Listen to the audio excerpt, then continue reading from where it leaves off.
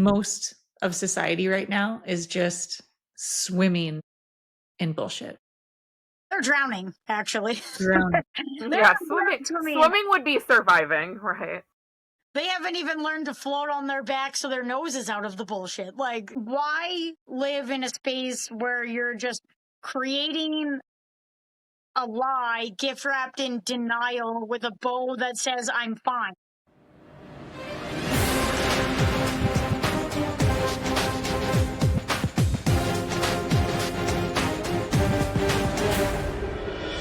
Intro, because I feel like we always miss this part of like, hey, we have a person here. No, don't introduce me, because I do you never want- introduce myself to anyone ever. I'm just like a person in the room that gives them the most introspective, deep thing to think about, and then I'm like, anyway, goodbye. They're like, who is that? I love That it. bitch. It's an Irish hello. Let me not say that. It's the Irish. That's actually really funny. I did an Irish goodbye in Kelowna recently, and it's my favorite thing to do. Like, I don't know, everyone was just like out fucking having conversations, drinking beers, and I was just like, doo-doo-doo-doo, back to my room. I didn't even, there's nothing. No. It just disappeared.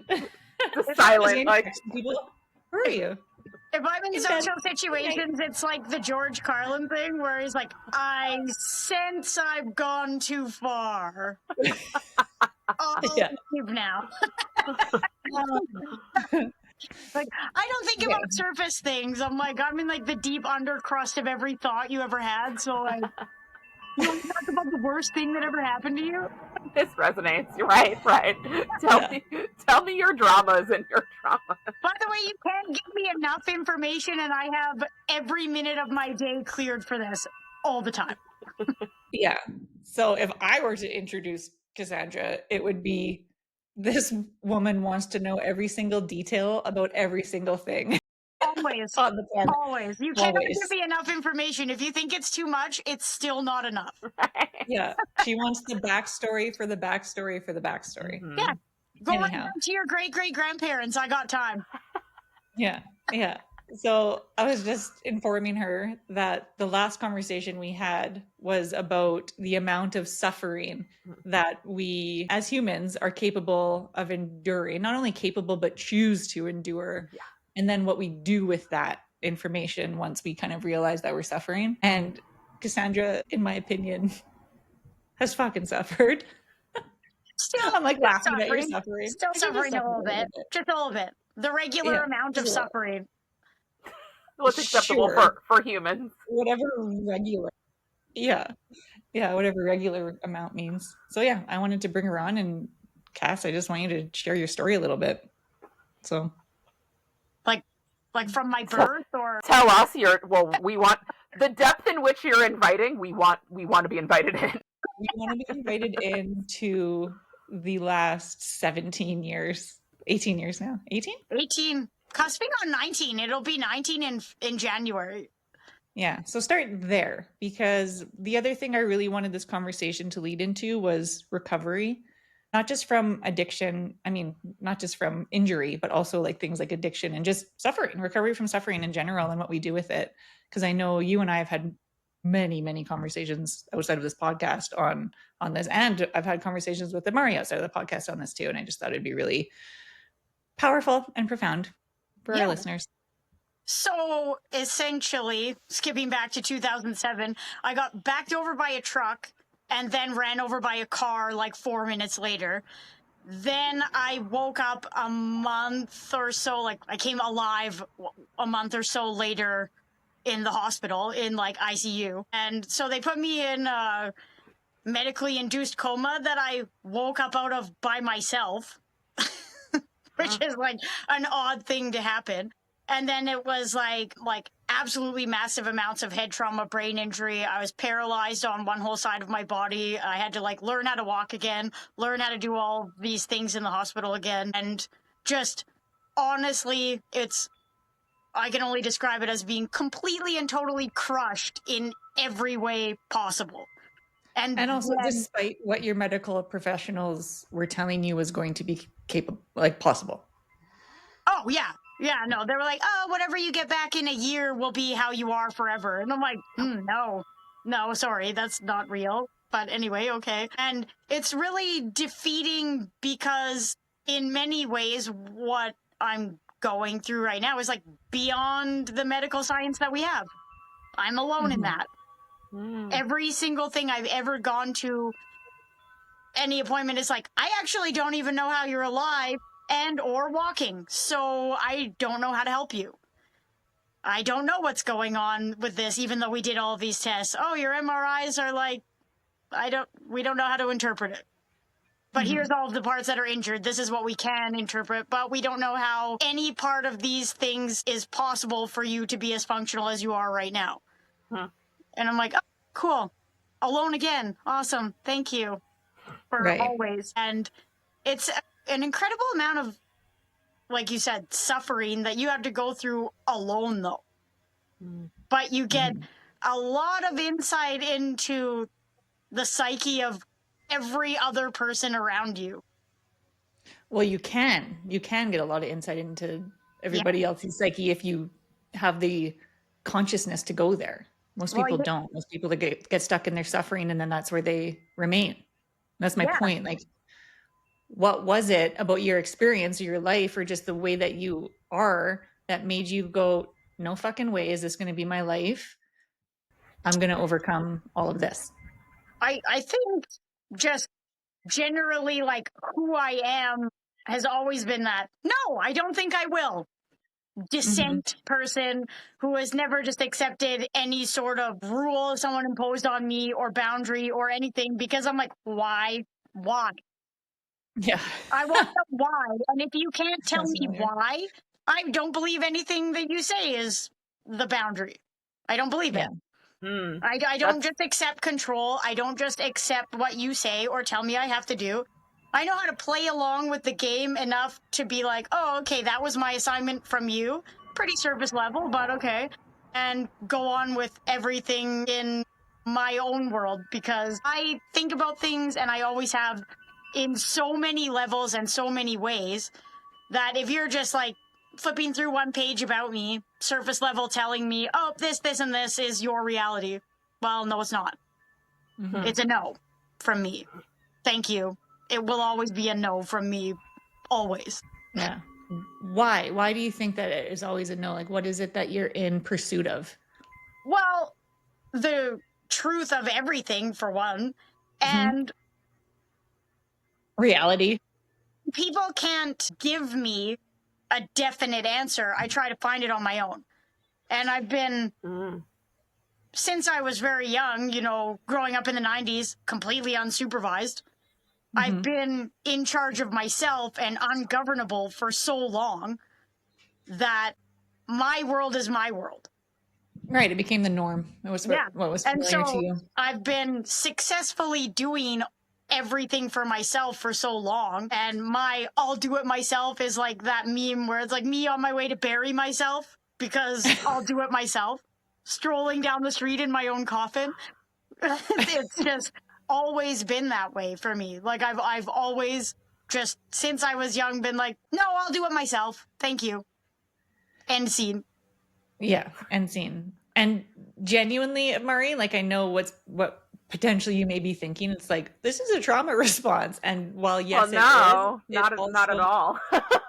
Yeah. No, I was like, Cassandra has done so much inner work that this is just fucking truth. Yeah, and well, it sounds more like an intersection between what we consider to be science and everything else. And she is that meeting point of, like, yes, sure, you've got these really tangible, like, tests, and then shouldn't be, couldn't be. But then there's also this other part that's like, I don't accept. And so these two realities are now kind of in battle, like coexisting, but also quite opposing forces. And what's interesting is that, like, your desire for it to be true has overstated the reality. Yeah, hella air quoting, right? Because it's always been like, unless if you're telling me flat out, I don't know, then I'm taking your word as your word. I'm accepting what you're saying to me. You don't know. Right. So if you don't know, well, sorry. You will. Yeah, I'll prove you wrong then. Find out then. If you're leaving it up to me to prove it, because you don't know. Oh, I'll prove it. I'll Yeah, prove it to you. yeah. Like, Like, I'm pretty motivated by spite. And like, Yeah. if yeah, you yeah, give me a reason to exist in spite of what you say, I'll do that. yeah, I'll do yeah. it. But it also sounds so much like we're using the word "you find it," but to me, it sounds like you're creating. You're not even finding it. It's something that you are claiming as truth, and then everything else like falls into place because of that. Right? So it's like less of a find, more. We're not a discoverer. We found the creator. The creator, that part. It's like, aren't we all though?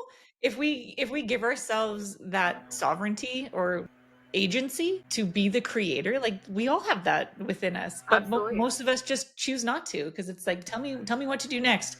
Tell me what the right thing is. Tell me what direction I'm supposed to go. Tell me, tell me, tell me. Tell me, tell Right? me, tell Instead of me. just going, yeah. And it's like the same things of the therapies that they gave me were so boring and mundane and surface level. Like, a person can only pick up so many quarters off the table before it's like, okay, well, of course that got boring for someone. But do Mhm. I just accept that maybe my hand won't work again? Or do I find other things on my own? And it's always been an on my own thing, but I very much could have settled into just accepting the suffering, Right. accepting the permanent disability, accepting that I'm just going to be like this half cripple in a wheelchair that's not doing anything ever. Mhm. Or even 18 years later, I'm still finding new ways to do those things. Visual Right. acuity, manual dexterity, like brain function, cognition, all of those things are like, it's out there and it's available and you can do it. You just have to do it. But a lot of people want someone to baby their issues. They Mhm. want the cuddle, they want the coddle, they want the one report to be the definite truth, and this is my situation. How can you not I see? am My a God, I'm victim. suffering here. Yeah. Look at that. Yeah. Permanent. That's what it says right there. And I've just never been that person because I've always had to find a way myself to do everything. Yeah, you're not willing to settle into the role of being a victim to your own life and circumstances. Yeah, And it's like it's not like you can stop this. The maintenance is required for maintenance forever, forever.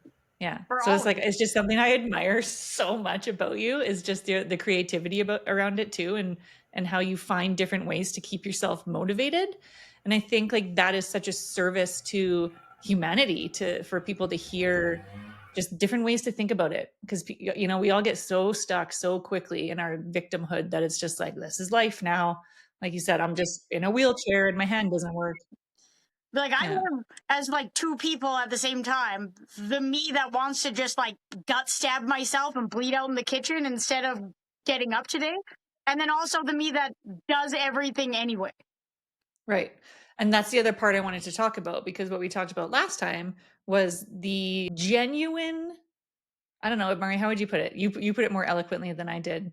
Just like the desire to not be here anymore. The well, to those folks that really feel that, like, that genuine conviction that it's either one or the other, right? And to me, and I say this very, knowing that this is an opinion, that neither is good or bad or right or wrong. It's in the decision that you make that really makes the matter. It makes the decision to be able to stand on choosing, essentially life or death. Mm-hmm. Like, there's Yeah. something really powerful about that, actually, and I don't think that we give enough reverence to the power that exists in either choice.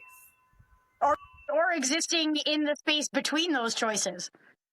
Like, I don't have to be one extreme or the other. I can very much motor through the middle and be like, yeah, on this side, the extreme is this, on this side, because I could also just turn my back on all of the dark parts of my life, stare into the void of the light, and only think about cute rainbows and butterflies while my life rots behind me.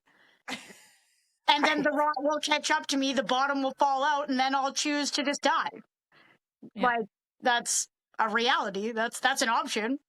Because it's like, it could be just as toxic to only think of the good parts. You have to like Oh yeah. consider each side. What's the motivation to be only facing the light or giving into like the depressed darkness of pain all the time? What do you do when you want to exist in the middle? You have to say fuck it to both sides. And then just be. And then just be. Yeah. I mean, that's one way. And then there's other ways, obviously. You weave in and out and you be in both at the same time and have the capacity to hold all of that energy at one time while discerning that in the middle is where you want to reside. Yeah, because you have to learn about both sides. Right. You don't have to exist there. You can bob around on one side, bob around on the other, but eventually you have to like come back to what you've decided and created as your reality. Mm-hmm. Yeah, to have the discernment to know what is the truth essentially for you, because is truth universal? Maybe some things, but not everything. And you get to decide what the truth is. Totally. And what's a lesson? What's a lesson that's there to teach you? And what is the actual functional reality of your life? Because a lot of people will be like in the dead middle of one of the hardest lessons of their life and thinking it's never going to end. Well, it ends if you decide to end it all. Or you can accept it for what it is at face value, live it, and then go back to what you're doing anyway. If I had an explanation in that way, like I can live in this horrible time and then also be like, okay, well that sucked, but I still have to like live my life and do everything. I still get to live my life, Yeah. This doesn't have to be what defines it. Sometimes that gratitude of like being able to be alive is a tough sell for me. So I'm like, I actually just have to do this. And then I'll mosey into the land of I get to do this. Sometimes it's very much I just have to. Yeah, thank you have for that. Yeah, totally. Yeah, that makes a lot of sense. I want to maybe ask a little bit on like what that discernment is for you between like what's that I have to, like where does that live? Where does that come from? What does that express that? Because I'm curious. It would be like when I'm in one of those states where it's like where I wake up and I'm like, oh, it would be so much easier to just end it all today. It would be easier to bleed out into my mattress so nobody has to clean up the blood and then just not be alive anymore. But I have to step out of bed because I have people that depend on me. I have to get up and clean my house because I have a house and I have to run it and it has to be managed. I have to leave and go maybe support somebody in my family or do any of these things. Like, these are all non-negotiable parts of my life. I have to do these things because if I don't, who's gonna? So in my mind, I'm like, well, no one. If you don't do it, nobody will. If I die, everyone dies. Yeah. It's like Misery. It's like Kathy Bates in Misery. Because if I die, you die. You die. That is such a good movie. We're going to clip that somewhere because that's great stuff. Have you seen that movie yet, Mari? Many a times. Many times. But also, like, I've just always been very stubborn. And if I feel like I have, like, I guess, duties to do, like, I have to do them. I have to.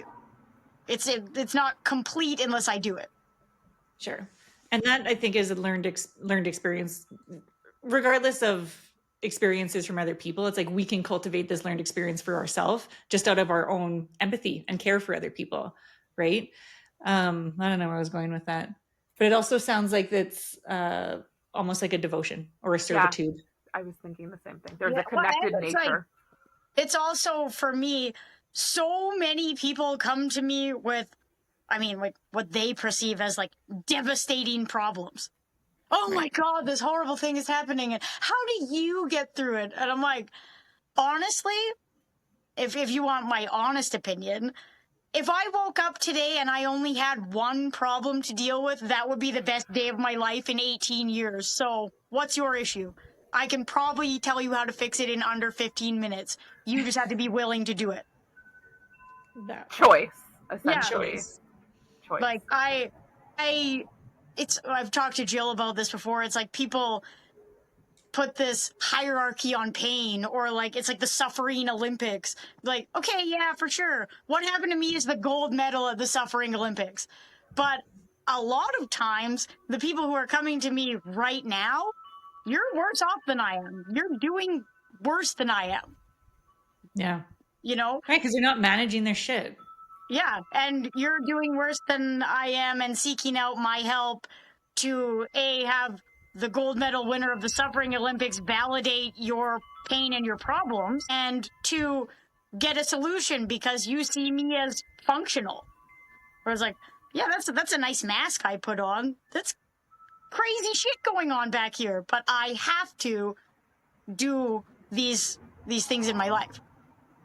I have to do it, or else I just decline immediately, and I could very much just go right back into that unfunctional person who has like very little anything going on in their life. Like, it would not be very difficult for me to like cognitively decline into, I just can't think. Yeah. Yeah. Or want to think, or have a desire or motivation to think. Yeah, or to do anything. So that's where the have to comes from. It's like, my other choice is like decline and then death. Mm-hmm. Which, okay. Yeah. Or I could choose the other, harder, more work road, but a lot of people don't want to do it. You know? Right. Yeah. Or they're giving the choice away. Like, it's like, it almost feels like somebody else decided for them that suffering is the thing, and they don't even have the ability to see that they can choose otherwise, right? It's like we take everything as facts that we're given rather than questioning, like, is that real? Kind of like what you did, right? Is that even real? And then choosing yes or no. Yeah. And you can like make your own world. And a lot of people, it goes back to how their family deals with things.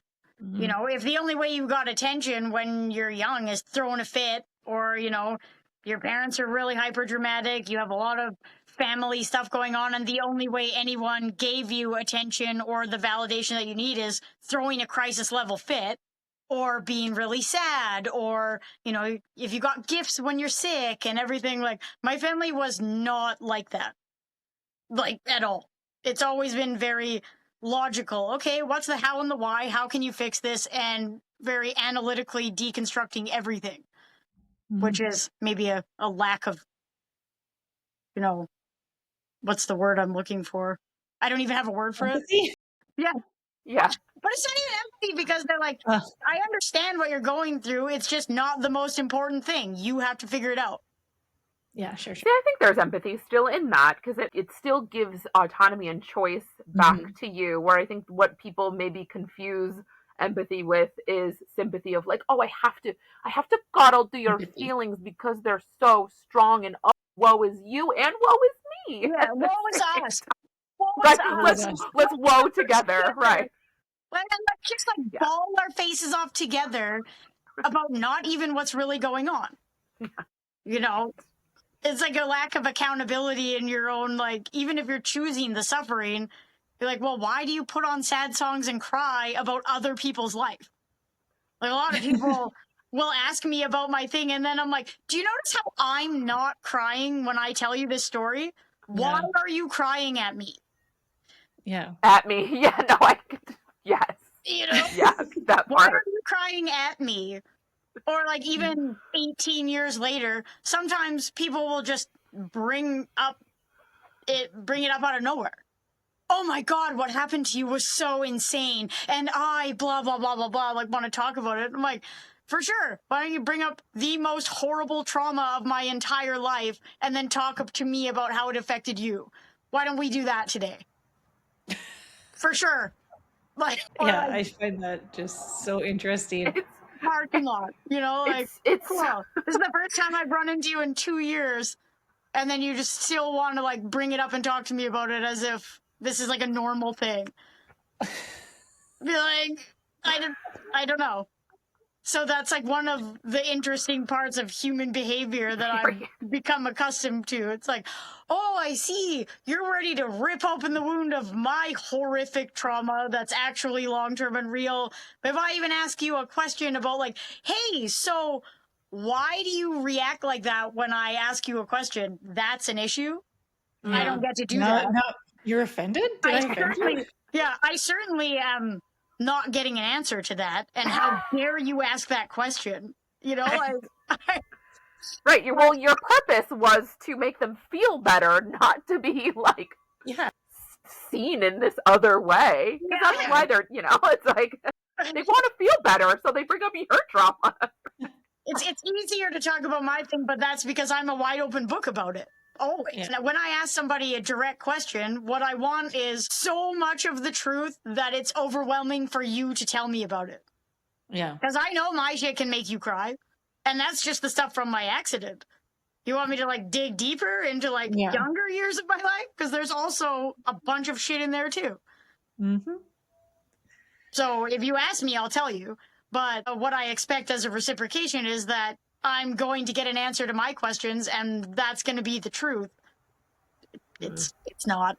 It doesn't happen. No, it feels like such a cultivation of, like you're saying, I'm going to ask you, I'm going to go straight to the depth of your wound in some, what's the word I'm looking for? To some result of making my own shit feel okay. Yeah, you know, if the winner validates it, then it's real. Yeah, this just happens everywhere. It just happens so much about, do you think people even care about other people? Actually. Do you think we care about one another? Do you think we Next question. That is not true. That is not true. You care so much about other people. That's why you're not stabbing yourself in your own bed. Oh no, when you say, do you think people even care about other people? No, I don't. Oh, yeah, I don't. I don't think many people. A lot of people. That's not. I don't think many people exist beyond the tip of their own nose. And it's like if you're asking somebody, you know, it's like, why are you not consciously aware of how painful that question might be to somebody whose heartstrings weren't singed off before they were 10? You know, like maybe if people had the awareness and caring about other people, they wouldn't do those things. Right. And to what end, right? Like, I think my point was, it's like they're bringing it up because they want you to know that they cared about you during that time, or thought about you, or thinking about you now. And it's like, oh my God, this is such a horrible thing. But it's just not necessary. It's not an actual way to connect with you if that's what they were actually looking for. But what it sounds like is that they're not looking for a connection with you. They're looking to validate some emotion that they're feeling within themselves. They're looking to add something that will make them cry harder to their sad songs to cry to playlist. You know, you're like when you're sitting. Do you guys have a sad song playlist? Because I don't. No. No, I don't. But I know a lot of people that do. A lot of people do. A lot of people that do. Then they're like, and then I was just thinking about you the other day, and I got so sad. I'm like, why? That's Please don't. Odd. That's an odd thing to do, but okay. Yeah. The association is so uncomfortable. Like, why are you associating sadness? Don't put that on me. Yeah. It's your fucking sadness. Yeah. I You don't can have that right collect back. up that energy, thanks. Keep that at bay, thanks. Maybe some of my suicidal thoughts are me absorbing the energy of other people. Oh my God, I'm so sad. Why? I'm not sad, actually. Are you sad and it's funneling into me? Stop that. Stop it. Oh, yeah. There's so much of that. Yeah. There's so much of that. Absolutely. Do you think part of it is because that feels like the socially acceptable thing to feel about something like this? Like, do you think people are actually conscious or able to have a moment of actual reflection on what else this experience could have been besides fucking sad? You know, like I look at you and I see empowerment, and I see motivation, and I see devotion and humor and reality. I don't see sad ever. I've never seen sad, honestly, but I've known you for. No, because I've never acted sad. And it's like, especially in the beginning, when people would like show up at my house with food or whatever, and then they just like break down and start crying. And then I'm just like, I'm counseling people about what happened to me. Yeah. Right. And then it's like, oh, I know that well, feeling. you That's know, too real. there's a whole lot more going on under here, but I can't be like, hey, you know, right before you knocked on my door, I was sitting around thinking about just dying. So cool that you showed up. Like, you can't say that. You don't get to have your own feelings. I have to cram my own things down to help other people deal with their emotions about what happened to me. And That's it's been up. like for a long time. It's like, oh yeah, no, people are very surface level, and it's like a very self-driven reality they live in, because it's like you're only able to meet me at where your emotions about what happened to me start or end. I haven't figured it out. Like, did you come to my house with the intention of crying, or did you just like not be prepared at all for like how Human I interaction. actually am? Yeah. Like, did you practice this conversation in the mirror before you decided to come have it, or like you just had this powerful, potent, emotional thing happen and you thought, you know who I'm gonna go unload this on? Her. Yeah. Her. You know, she'll probably be able to make things right in my head, probably. She's a Olympic gold medal level sufferer. Yeah. Handle it. If she says it's okay, then it must be, you know, because she's in the worst pain ever all the time, crisis. I'm like, but I'm not, you know, like, Yeah. I don't know. One time I was on my way to go to an ayahuasca ceremony on the coast, and we were staying in a hotel, and this lady was in the parking lot with her husband, and they were just wasted. But like, I ended up having a conversation with her, and she's got this metal rod in her spine, and her head is all crooked. And she's like, very much, I think her husband had to have carried her out and put her in this chair. And she's sitting with this blanket and a glass of just like full of vodka. And she was talking about her experience and what happened and how she had to lay on her face for a month. And she looked at me and said, but that's nothing compared to what happened to you. And I'm like, lady, I am walking around right now, sober. And like, I don't know how you're trying to diminish your experience to nothing because the way I got injured is worse than what happened to you. But like, your life seems way worse than mine. You seem like you're like worse off than me right now. But I don't say those things. I'm just like, well, you know, pain is all about a perspective, I guess. Like, I don't know what to say. Do you look at me and think I'm worse off than you are right now? Because I'm not seeing no that. Thanks. I'm not You can seeing take that that. back too. Yeah. You know, so it's like I'm unsure what exactly people want in those situations, but a lot of it is like validation. There's a comparison factor that's happening there. It's like if they can compare themselves to you in some way, they'll either feel good about their own experience or feel better that they see you in a worse off light. When why, right? Like, what's the reason for the comparison there? We can't really, it's so hard for humans to reflect on their own shit that we have to reflect out onto other people's shit. Yeah. And really attach to it. Yeah. And I think in some situations, there's nothing wrong with comparison, but it's like, are we comparing up or are we comparing down?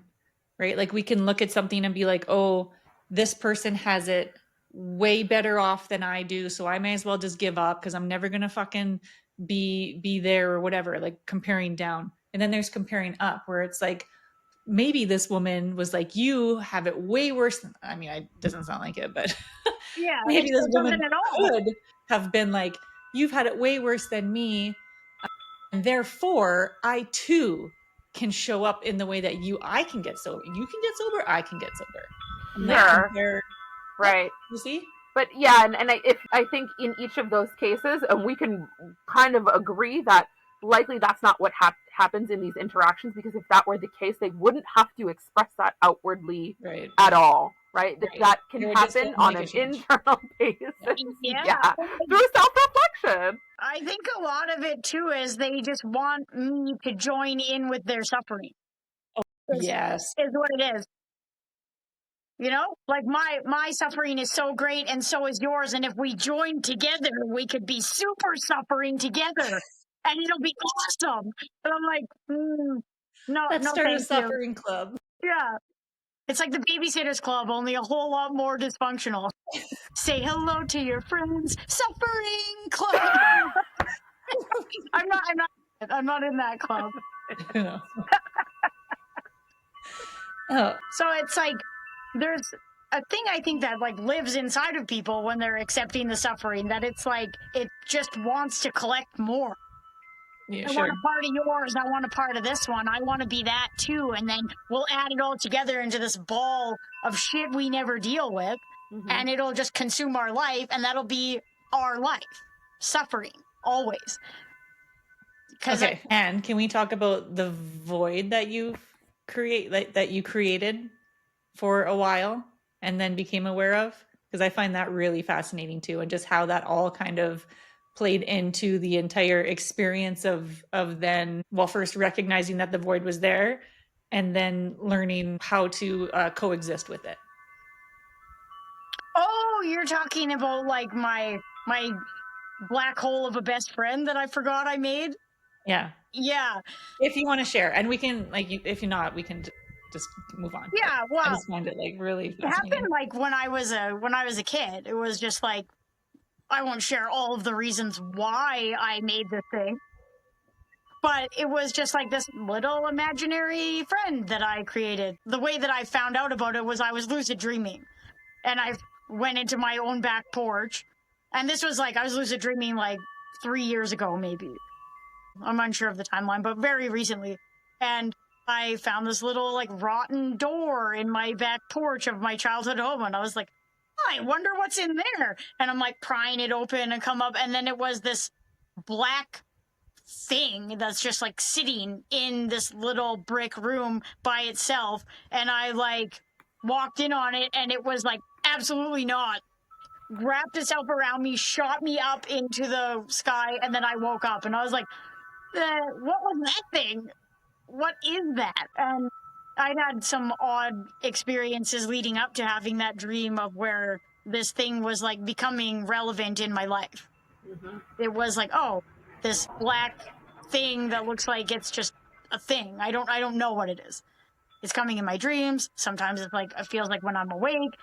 And it was a thing that I had just fabricated up on my own and was giving it all of my painful things, all of my like the emotions that were so potent around these things. It was like taking that part of experiences from me and keeping it on its own. How do I survive these things as a kid? How do I get through my life? It's like, oh, you'll do it alone, but I'll make it easier for you to do it alone. Is how I would be able to describe it. So it's like these experiences are happening to me, and then I'm deconstructing it analytically instead of the emotional part of it. Because that's just like, that's the hard part, that's the pain part, that's where all of this comes from. Accepting suffering? No. Here's how to solve this problem without ever having any feelings about it at all. Yeah. And I just find it so fascinating because it sounds like classic compartmentalization. I can't say that word. Subconscious shadow work stuff, right?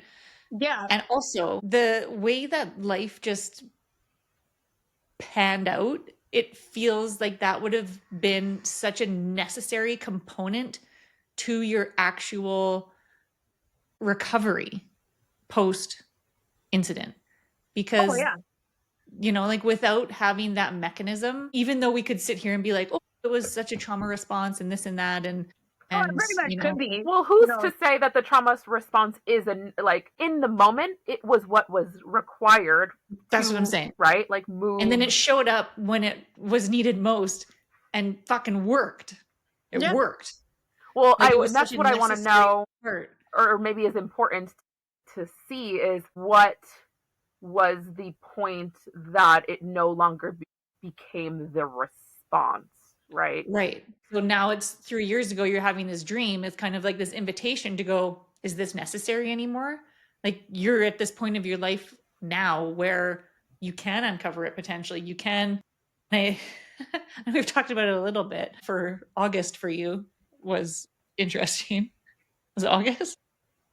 Oh yeah, no, my inverted tower, August. Oh my god, it was Yeah. awful and crushing and everything. But it's also like I feel maybe that entity wasn't even a separate thing. Maybe it was just like Right. a part of myself that Oh, always. know, Yeah. Sure. that I Right. created inside of my own self, and then I was just like, you know what, I'll just give all this away for right now. This seems unnecessary. And in that I learned a lot about how much people use their emotions to manipulate situations they don't want to deal with. Yeah. Whereas I don't have that visceral, overpowering emotional reaction to anything. Anything because of Anything. that. That's what I find fascinating. Yeah. Yeah. And so it's like I developed from being like 4 or 5-year-old child to you're seeing me today. All of those formative years I did without very much of a potent, overpowering emotional reaction to very many things. And it's like as soon as I woke up, someone just like put a mirror right in my face in the hospital. It was like, hey, guess what? This is what you look like now. And I'm like, cool. I don't think that was needed, but what am I supposed to do with that? Like, hi, good morning. This is what your face looks like. By the way, you've been asleep for 2 weeks. Oh, cool. Thanks. Like, but when I tell people about that, they're like, do you understand how crushing that would be for me? And I'm Oh, like, yeah. okay. It wasn't for me though. Because I'm like, oh, cool, my eye's like right crooked and my face is all like mangled and everything. But I'm like, I'm also realizing that I can't move on one whole side of my body. So that like seems a little bit more important to me than this like what my face looks like. Like, what does the rest of my body look like? Oh, put a full body mirror on me or something. My face isn't the only important thing to me, but like it is to you, obviously, because that's the first thing you decide to show me upon waking up. So cool.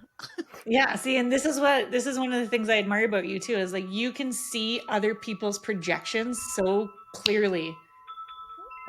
Just in general, like all the conversations you have, it's like you don't make them about you. Well, and it's hard to be a person who is like, I want the truth all of the time, and then also be like, and I'm going to project all of myself onto you, and then not at all take what you're saying into consideration, switch it into something that's more comfortable for me, and then pretend that that's a conversation. Mm-hmm. No, that's just like you're existing, kind of. It's a very surface level. People will show you exactly who they are, and you could choose to believe it or not. I'll take everything someone says at face value. But if you didn't mean it, why'd you say it to me? I don't have time to sit around and deconstruct every single weird caveat of your mind to be your friend. I can't do that. I have other things going on inside of my own mind that take all of my focus. All of it. And so if I'm spending time in a social situation or like anything, it's like I don't want that to be, well, now I have to see what they're pretending about. Now I have to see what this is. Now I have to see what they're trying to tell me is my reality, but it isn't. Like, it's all very confusing and overpowering and overwhelming. So it's like, what I want is to ask you a question and you tell me the truth. Because I'll tell you a devastating amount of truth about my life. Yeah. But people corner me all the time. Strangers tell me their life story, and I think it's like I will project that energy out. Like, Oh yeah. just tell me everything, and then I sit and listen, and then I'll react accordingly. But like, if what you're telling me isn't true, and then you don't like my reaction to your untruth, well, then what does that say to you? Yeah. It's that part. It feels like, I don't know, you tell me, but going through an experience like this or just your life in general, maybe it's how you showed up on the planet, there is not a space for bullshit. Just full stop, right? Like, what's the point? Tell me the point of that. Most of society right now is just swimming in bullshit. They're drowning, actually. Drowning. They're not swimming. They haven't even learned to float on their back so their nose is out of the bullshit. Like, why live in a space where you're just creating a lie, gift wrapped in denial with a bow that says, I'm fine? The lies are the distraction to, like, it's, for most people, they just don't want to sit in truth. It's so hard to sit in reality that they'd rather avoid and create lies that they can focus on, where, like, for you, what you're saying, like, you have such an internal focus and everyone else's focus is outside of themselves. It's not even in reality. It's somewhere else that doesn't even, I mean, it only exists for them and the people that agree with them. Yeah, and if you disagree, if you tell people things they don't want to hear, well, you know, shame on you. Shame on me. I'm the asshole, I guess, you know, like, I don't know what you were expecting, but I think if you came to me to have a conversation, what you actually wanted was the truth. And you know, I'll tell it to you. Right. But maybe you weren't prepared to hear it. Right. And you're going to hear it whether you're prepared or not. Yeah. I think what is uncomfortable about the surface level shit right now too is a lot of people aren't deciding what it is for themselves. They're being told and they're just listening. Right. There's a high level of acceptance, but not in their own truth, in something outside of them. Like, there's not a lot of discernment or dissection of what is being said to you. There's just, like, it's almost like this, they think it's surrender and acceptance, but it's like just a bad life. It's like the bad. I think there's a difference between surrender and acceptance and rolling over. Well, I think that's in there. The delusion of their mind is that they're accepting. It's a surrender, but it's not that thing. You're misconstruing these two ideas. Yeah, or it's like, well, look at how good I'm doing with my jeweled little crown that I wear because I do these meditations and I avoid every single painful part of my life because I found so much light, you guys. Because love is... You're saying it up here. And I'm like, oh, no, it's not. No, you're casting a shadow and that shadow's going to eat you alive, but okay. Yeah. Well, and that speaks to, like, this essentially shadow that you have created. And I feel like this is, and I'm going to go into esoterics really quickly, but, like, that to me is how entities are created, and these shadow things that are people are like, they see it outside of themselves. And so they then go to other people to try to heal this entity that they've created without actually looking at it themselves and seeing the creation that they've made, right? The energy they've put into it. Like, it's not an esoteric entity spirit world realm thing. You made this shit. You made it. You created it, and you've been feeding it. Right. And you've been avoiding it enough that you think it's outside. You think it's external to you. Right. Mm-hmm. Yeah. And how do you deal with that? You know, like, you have been in denial of everything you need to work on for so long, you think you're haunted by a spirit? Yeah. Like, come again? You're haunted by your own bad decisions. I'm sorry, but that's right. Right. Yeah, you're haunted by a lifetime of avoidance.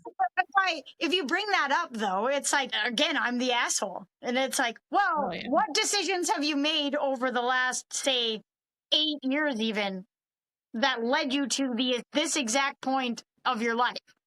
Mm-hmm. Why am I supposed to just overlook every bit of your own contribution to this suffering and then jump right to feeling bad for you about the suffering?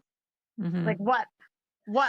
Why do you get to have that arc of expectation, you know, like the parabola where I'm the asshole at the top of the parabola, the point in the middle where it looks like the bent over butthole, but why am I always that for asking you to explain to me how you think this isn't your own fault?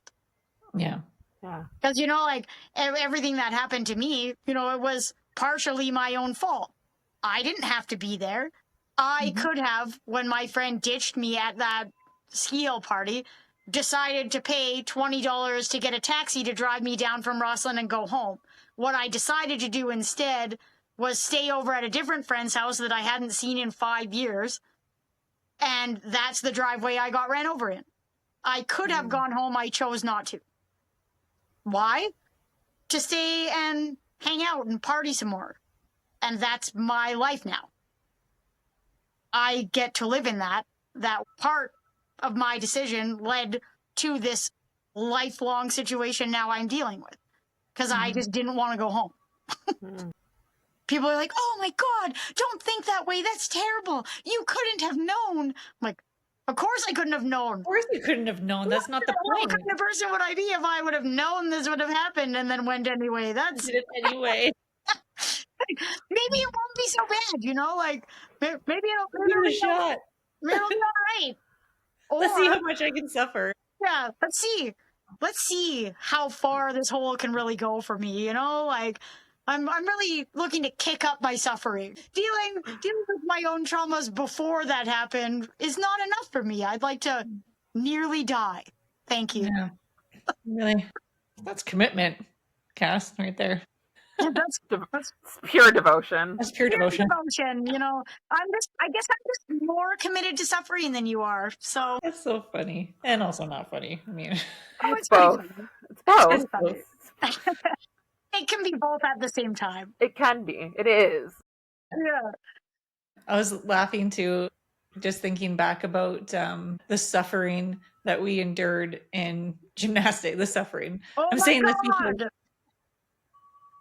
I'm saying this because Lennon is now, I told you she's on this competitive thing and she's been conditioning at home. Like she's doing planks and doing things and she wants me to do them with her. I'm like, oh, I'm like shuddering. Oh my God, I had a visceral reaction to having to do burpees at jiu-jitsu. My one coach made me do it, and I was like, I know. my Tell God. Amari the math that you did. Because we were in gymnastics for a long time together. And she did the math about how many burpees we've actually done in our gymnastics career. What was it? 78,000.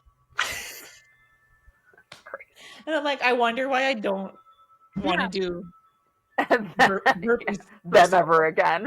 Not ever again. I've done enough. I've Yeah. done enough. And Chris Buccini would be rolling in his grave seeing how much I dog fuck these burpees at jiu-jitsu. Like,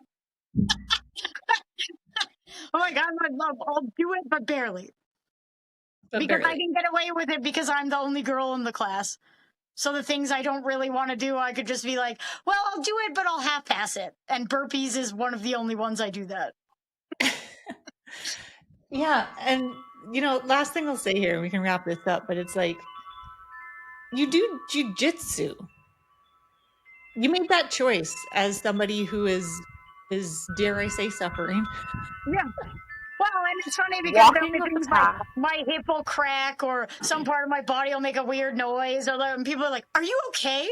I'm like, "Oh, very much not. No part of my body wants to do anything. I just force it to. So unless I shriek out in pain, just keep going." Right, but this Like- is my point. The again, devotion, I don't know what to call it. Why? Well, I don't know. Like the answer would be the way that I was raised and the people I look up to in my family. Like my grandpa was very much like my grandpa's flowchart is, do you want something done? Yes. Is it someone else's job? Yes. Are they going to do this job? Probably not. Then learn how to do their job and get it done yourself. The end. That's like his flowchart of life and how he did everything all the time. And so it's very much for me like, do you want to do this thing? Yes. Then figure it the fuck out. The end. The end. The end. That part. But there's something that drives that, and that's like what I'm trying to like understand, I guess. Because I feel the same way, genuinely. I take Yeah. care of fucking everything. You know this about me. I do everything. Everything in my life. And do you know Same. what it is? A lot of my anxieties also come from who can I depend on if I need to? Who's gonna do the things that I need to the expectations that I have? Mhm. And if you aren't number one, then there's someone in the wrong place. Yeah. Right. And if I'm not doing it, no one's gonna do it better or right. That's my world. Yeah. So I have to do these things because I could do it better, is like my mindset. Yeah. And so what does it bring you? Maybe that's the question I'm trying to figure out. At the end of the day, what does it bring you? Satisfaction? Okay. Like I'm satisfied because this thing got done to the best of my perception of the best it could be done. Yeah. You showed up to it. Because I see how much attention to detail a lot of people don't pay. How much they want to just accept whatever half-ass shitty effort they've done. Be like, and if I don't accept that, I'm the asshole. So I'll do it myself. Mm-hmm. Yeah. You know, I don't think that I should have to settle for whatever you decide is good enough for me. I'm not going to settle for that. Mm-hmm. You either give me exactly what I've asked for or nothing. In both of those scenarios, I'm fine. But if it's a nothing, make it a nothing. Don't do half of the job, present it to me, and then blow a fuse when what I say to you is, that's not good enough, I'm going to redo it myself. I should have just done this myself in the first place. Because the amount of effort that you put into these things is also the amount of effort you put into your own life. If you're accepting suffering, you're half-assing every part of your life. You're just kind of floating around, drowning in bullshit, living in denial, expecting everyone else to just A, be fully okay with that, and B, support you in your little drowning journey, which I'm not going to do. Yeah. Right. Yeah. So it sounds like you're putting out the best because you want to receive the best because you expect the best. And to me, that you're just speaking to value and worthiness. Like you actually have there's value and there's worth there that is just not, it's not typical. Yeah. Well, and like there's a lot of things like people are offended by the way people talk or how things happen. I was like, you can call me anything. I will answer to anything. I will answer to anything you want to use to get my attention, because for that to impact me, I'd first have to give a shit what you think about anything, Right. and mostly I don't, like that's maybe makes me sound like way ruder than I am, but like when I'm making decisions about my own life, I don't consider another living human person. I'm not like, hey, how is this going to impact anyone but me? I don't think that way. Yeah, I so respect that. And I'm like, I don't care what you call me, because my identity and self-worth is not wrapped up in any way in the words that you choose to use to describe me, whether I'm in the room or out of the room. It doesn't matter to me. I matter to me. Maybe that's like a narcissistic fucking way of thinking about things. No, that's just right. It's just right. It's just right. I think that's what I've been looking for in this, is like you have so wholeheartedly chosen the life that you want to live despite all of the shit that has been thrown your way. And there's something really to admire about that. And so thank you. It's like the thing of it is also, like talking about the duality of like going back to before. I'm in pain all the time. My body doesn't want to do anything 100% of the time, but I force myself to, and I exist as the person that gets shit done and does what I want to do. And I am doing those things because my back and my neck and my shoulder and my hips and my knees are going to hurt if I just sit around. There is no part that isn't pain or suffering in some way, or me having to modify movements and the way that I do things all the time. But I'm gonna sit around and like do nothing? Yeah. I'm gonna life is suffering. Like, you want to start quoting Buddha? Life is suffering. Pick your pain. Pick your poison. It's hard in either direction. Do we want to move towards more fucking chaos? And well, we like chaos around here. I mean, but choose your hard, right? You get to choose your hard. It's hard either way. Or do you want to go hard towards joy? Yeah. Or do you want like physically hard or mentally and emotionally hard? Because if you just sit around doing nothing, you know what you also have time to do? Everything. Yeah, everything inside of your own mind. And inside of your mind, you can think of some wild shit. And wild shit.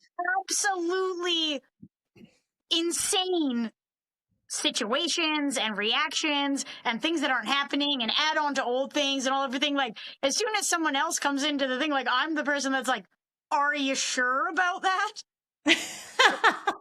Like, why don't we unpack that thought that you just had? That you created, are you on? Yeah, but you're like in creator mode on Skyrim making modifications to a game that doesn't exist, and that game is inside of your mind. Mm-hmm. And all of this is just you're adding on to your own suffering with ideas and thoughts and weird things. Like, where is this coming from? Which Because turns that's it what- into reality for people, for all of Yeah. us. You know, it can And turn into reality. That's the reality that you get when you just sit around doing nothing instead of doing the physically demanding hard thing that maybe hurts a little bit more. Yeah. Pick your side. You're either crazy or in pain. There's no other way. I'll choose crazy. Or you're just both. You just found a way to meld both of those, and that's my life. I'm crazy and I'm in pain. Episode title. Another t-shirt idea. Yeah. I'm crazy and in pain. We're going to be good on those.